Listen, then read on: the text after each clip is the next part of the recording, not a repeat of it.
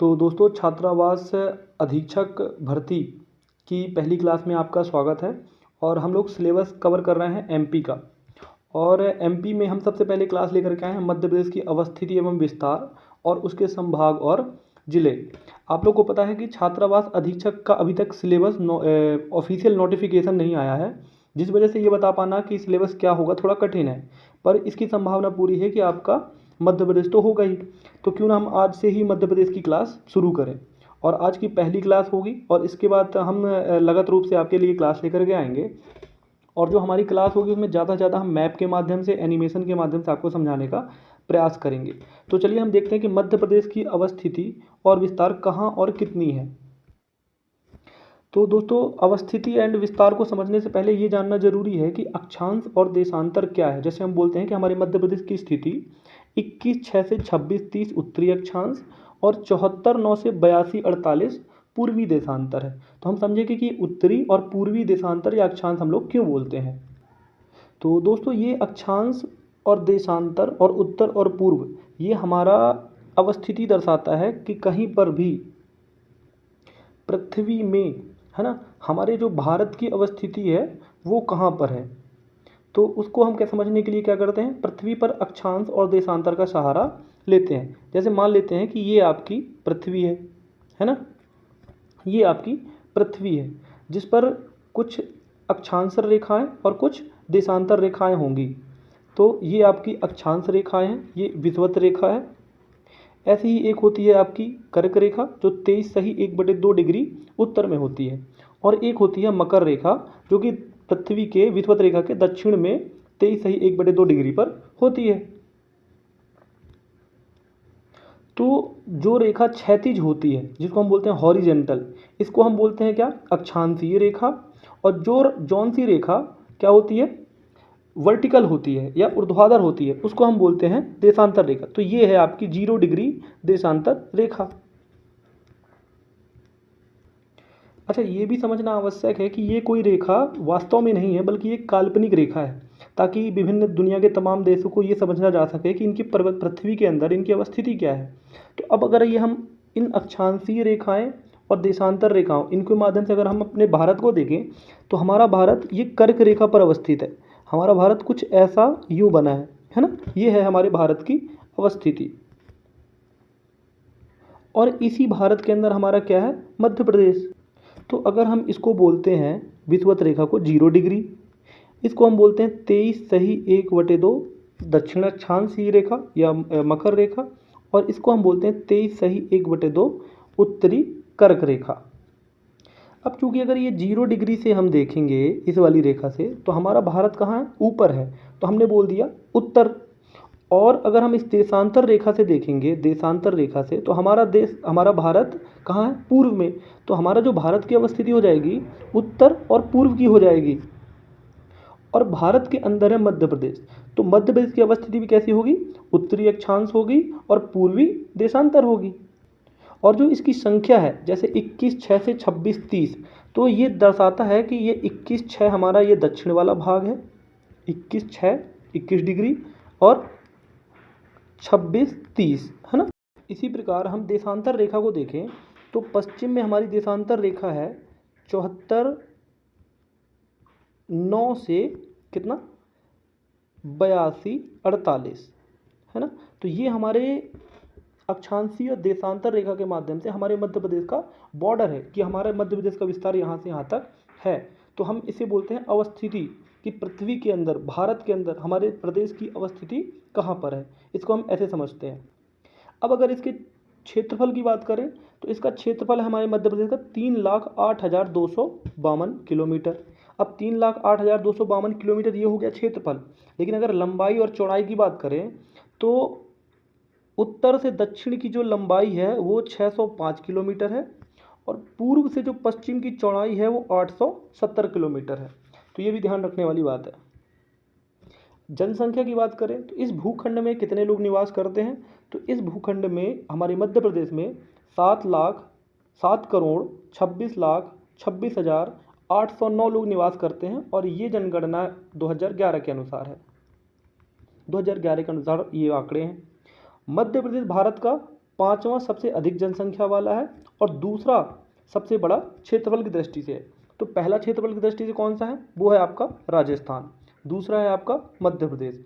वहीं जनसंख्या की दृष्टि से देखें तो पहला है यूपी, दूसरा है महाराष्ट्र, तीसरा है बिहार, चौथा है पश्चिम बंगाल और पाँचवा है आपका मध्य प्रदेश। अब हम बात करेंगे कि हमारा मध्य प्रदेश किन किन पड़ोसी राज्यों से उसकी सीमा साझा करता है। तो 5 पड़ोसी राज्य ऐसे हैं जिनसे मध्य प्रदेश की सीमा लगती है। पहला है उत्तर पश्चिम में राजस्थान, ये आप मैप में देख सकते हैं, उत्तर पश्चिम में राजस्थान। उत्तर पूर्व में उत्तर प्रदेश, उत्तर पूर्व में आपका ये उत्तर प्रदेश है। दक्षिण में आपका महाराष्ट्र है और पूर्व में आपका छत्तीसगढ़ है। वहीं दक्षिण पश्चिम में गुजरात है, जिससे लगभग हमारे मध्य प्रदेश के 2 जिले लगते हैं। चलिए साथियों आगे बढ़ते हैं।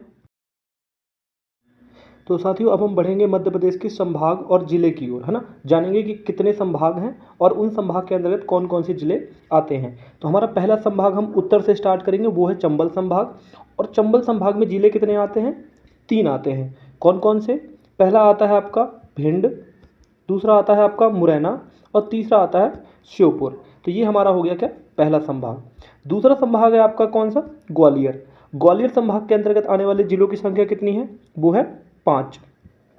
कौन कौन से जिले आते हैं भाई, पहला है आपका ग्वालियर जो स्वयं हो जाएगा ग्वालियर, दूसरा है दतिया, तीसरा है आपका शिवपुरी, चौथा है गुना और पांचवा है अशोकनगर। तो ये 5 जिले किस में आते हैं आपके, कौन से संभाग में, तो ग्वालियर संभाग में आते हैं। अब हम जानेंगे उज्जैन संभाग के बारे में। उज्जैन संभाग में सबसे पहले आता है, सबसे जो ऊपर है वो कौन सा है, वो है नीमच। उसके बाद आपका आता है मंदसौर, उसके बाद आपका रतलाम, उसके बाद आपका आता है उज्जैन, ये है आपका आगरमालवा, ये है आपका शाजापुर और ये है आपका देवास। तो ये कितने ज़िले हो गए, नीमच, मंदसौर, फिर रतलाम, उज्जैन, आगरमालवा, शाजापुर और देवास। तो ये टोटल 7 ज़िले आते हैं किसमें, उज्जैन संभाग में। और नीचे बढ़ें तो हम देखेंगे इंदौर संभाग में। तो इंदौर संभाग में कितने ज़िले आते हैं, 8। और कौन कौन से हैं वो, सबसे पहले तो आपका आ जाएगा, तो हम देखेंगे कि एक ये आपका ज़िला है झाबुआ, उसके बाद आपका आता है अलीराजपुर, उसके बाद आप देखेंगे नीचे तो ये है आपका बड़वानी और ये है आपका बुरहानपुर, और यहाँ देखेंगे आप तो ये है खरगोन और ये है खंडवा। खंडवा को हम पूर्वी निमाड़ और खरगोन को हम पश्चिमी निमाड़ के नाम से भी जानते हैं। इसके ऊपर देखेंगे तो ये आपका धार है और ये आपका मेन इंदौर संभाग है, ये है आपका इंदौर। इंदौर संभाग में कितने हो गए हैं, इंदौर संभाग में 8 ज़िले हमारे हो गए हैं। अब हम देखेंगे नर्मदापुरम संभाग में। नर्मदापुरम संभाग में कितने ज़िले हैं, होशंगाबाद, हरदा और बैतूल, 3 ज़िले हैं। अब स्थिति की बात करें तो ये है आपका बैतूल ज़िला, ये है आपका होशंगाबाद ज़िला और ये है आपका हरदा। अब हम देखेंगे भोपाल संभाग। भोपाल संभाग में कुल 5 ज़िले आते हैं, भोपाल, सीहोर, रायसेन, राजगढ़ और विदिशा। अब भोपाल संभाग में ये है आपका राजगढ़ और ये है आपका विदिशा। वहीं भोपाल संभाग ये है और इसके नीचे आपका पड़ेगा सीहोर और रायसेन। तो ये 5 ज़िले आपके आते हैं, ये 5 ज़िले आते हैं आपके भोपाल संभाग में। अब हम बात करेंगे सागर संभाग की। तो सागर संभाग में कुल 6 ज़िले आते हैं, वो कौन कौन से, सबसे पहले सागर है, इसके बाद है आपका दमोह, फिर ये यहाँ पे देखेंगे आप पन्ना, ये है आपका छतरपुर, फिर ये है टीकमगढ़ और इसके बाद आपका एक लगा हुआ निवाड़ी। ये निवाड़ी ज़िला आपका वर्ष 2018 में निर्मित किया गया है। अब हम देखेंगे रीवा संभाग को। तो रीवा संभाग में भी 6 ज़िले आते हैं, 2 ज़िले अभी लेटेस्ट बनाए गए हैं 2023 में और इसके अलावा 4 ज़िले मुख्य रूप से। तो अगर 4 ज़िले में हैं तो ये है आपका सतना, ये है आपका रीवा, ये है सीधी और ये है सिंगरौली। तो सतना से मैहर ज़िला एक बनाया गया है, मैहर, और रीवा से एक ज़िला बनाया गया है मऊगंज, जो कि उत्तर प्रदेश की सीमा साझा करता है। तो कुल रीवा संभाग में कितने ज़िले हो गए, 6 ज़िले। अब हम बात करेंगे शहडोल संभाग की। तो शहडोल संभाग में कौन कौन से ज़िले आते हैं, शहडोल संभाग में सबसे पहले आता है आपका उमरिया, फिर आता है आपका शहडोल और फिर आपका आता है अनूपपुर। तो ये 3 जिले आपके कौन से संभाग में आते हैं? शहडोल संभाग में। अब हम बात करेंगे सबसे बड़े संभाग यानी कि जबलपुर संभाग की, और इसमें सर्वाधिक संख्या में जिलों की संख्या है। टोटल कितनी है? 9। अब वो 9 जिले कौन कौन से हैं? तो हम नीचे से शुरू करते हैं। सबसे पहले है ये बालाघाट। बालाघाट के बाद आपका ये सिवनी है जस्ट उसके बगल में, और जस्ट उसके बगल में है आपका छिंदवाड़ा। और यहीं पर एक नया जिला निर्मित किया गया है जिसका नाम है पांढुर्णा, है ना। और इसके बाद अगर ऊपर जाएंगे तो आपको पड़ेगा ये नरसिंहपुर है ना। बालाघाट के ऊपर आपको मंडला मिलेगा, और मंडला के जस्ट बगल में आपको मिलेगा राइट साइड पे डिंडौरी। और इसके ऊपर आपको मिलेगा क्या? जबलपुर।